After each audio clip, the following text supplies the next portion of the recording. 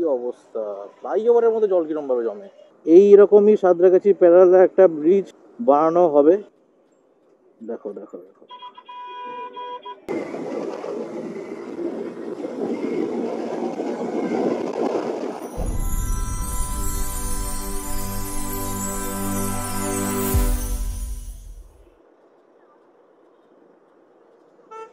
Alright, তো good morning.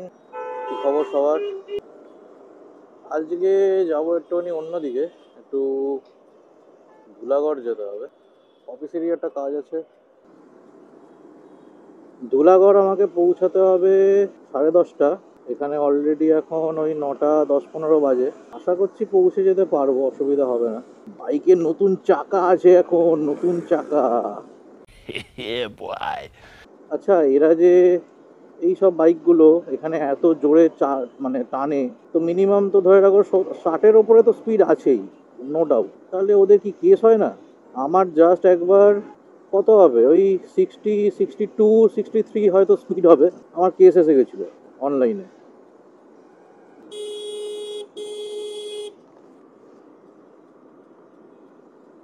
কোনো looking glass দেখার কোনো মানে ফানে নেই, না ইন্ডিকেটার না কিছু।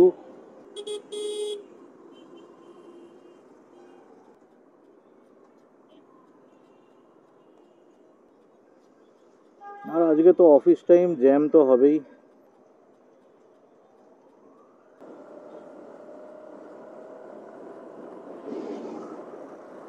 অ্যাট লাস্ট মা ফ্লাইওভারে উঠতে পারলাম।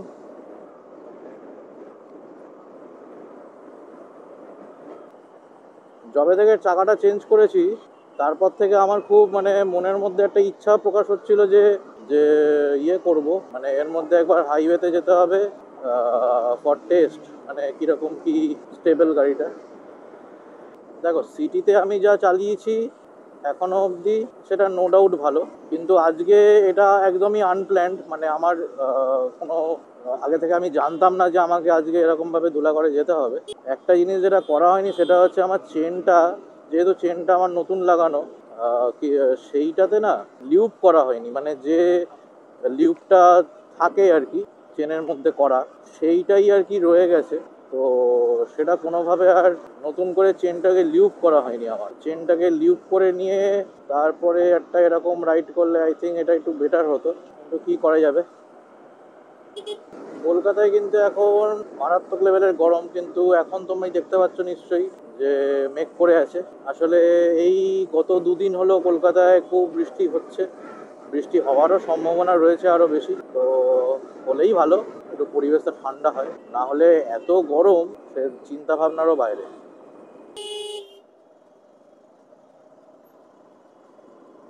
সব জায়গাতেই মোটামুটি, শুধুমাত্র কলকাতা বলে নয়, একটা জিনিস লক্ষ্য করে দেখবে গাড়ি কিন্তু সব ওই দিকটা আছে।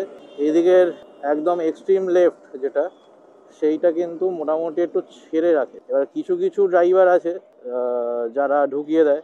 ও বাবা রে, সর্বনাশ! ফ্লাইওভারের মধ্যে জল জমে আছে, কি কাণ্ড!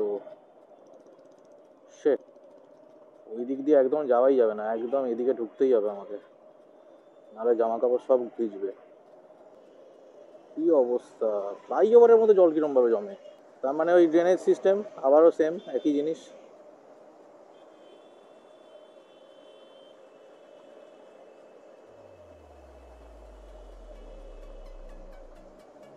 হালকা হালকা যা ভাই,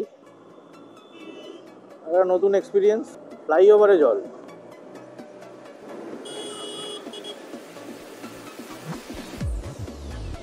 আজকে আমরা এদিকে লেফট না নিয়ে রাইট নিয়ে নেবো, রাইট নিয়ে গিয়ে স্ট্রেট বেরিয়ে যাবো, সিগন্যালটাও খোলা আছে। চলো চলো চলো চলো চলো চলো চলো। এই সিগন্যালটা খুব বড় সিগন্যাল, তো এটাকে আমরা ক্রস করতে পারলাম। তবে তো এখন এইটুকুনি, এখনও সাঁতরাগাছির জ্যাম বাকি আছে। সেকেন্ড ব্রিজে উঠলাম অ্যাট লাস্ট। ঘড়িতে সময় এখন 9:46, তো ওটা তো আবার 10 মিনিট স্লো আছে। এই সরি, আরে বাবা, বারবার আমি বলি 10 মিনিট ফাস্ট আছে এটা।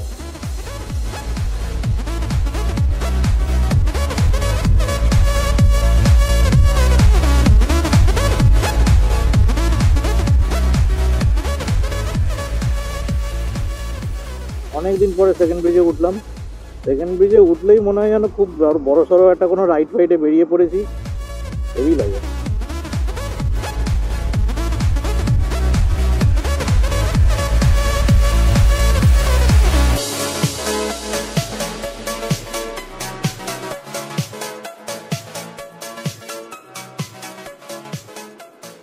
আমরা as usual VIP lane, VIP মানুষ, ভিআইপি বাইক।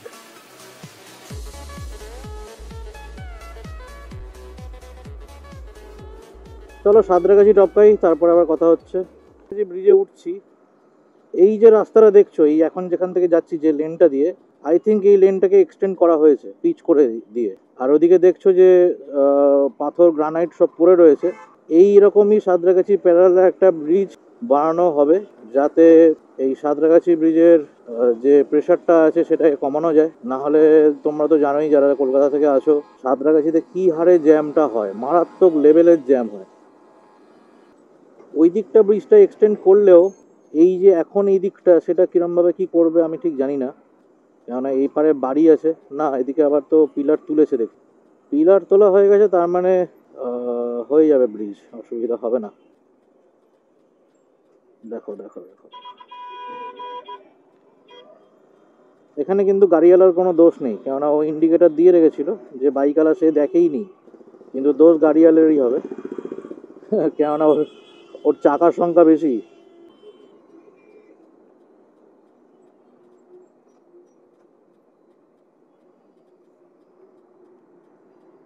তো লেফট নিয়ে নিলাম অ্যাজ ইউজুয়াল ধুলাগড় যাওয়ার জন্য। রাস্তা যদি ভালো থাকে, আই মিন কম ট্রাফিক থাকে, তাহলে বেশিক্ষণ লাগবে না যেতে। যেখানে যাব সেখানে আবার ঢোকার আগে ব্রেকফাস্ট করতে হবে। চলো অ্যাট লাস্ট মার্জ হয়ে গেলাম।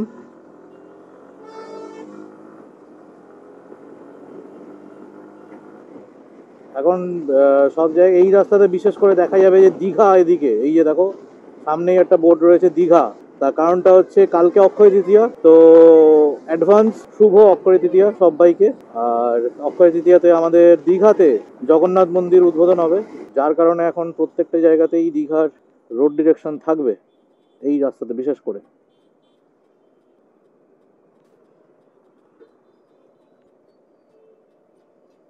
জাতীয় সড়কে টোটো এবং ইঞ্জিন ভ্যান চালানো নিষেধ, আমি তোমাকে এক্ষুনি দেখিয়ে দিতে পারি কতগুলো চলছে।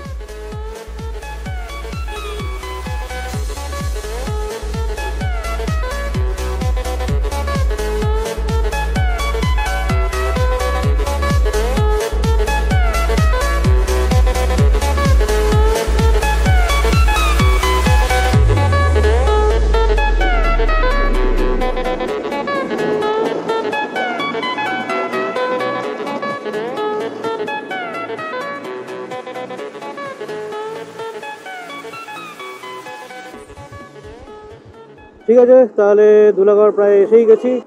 দেখা হবে আবার কোনো একটা ব্লগে। ভালো লাগলে চ্যানেলটাকে অবশ্যই লাইক করো, সাবস্ক্রাইব করো, আর কমেন্টে জানিও কেমন লাগছে, আর কি কি ধরনের ব্লগ করা যেতে পারে, বা বাইকের যদি কোনো রকম ইনফরমেশন আমাকে জানিও, আমি সেই ব্যাপারে একটা ভিডিও করব। চলো বাই।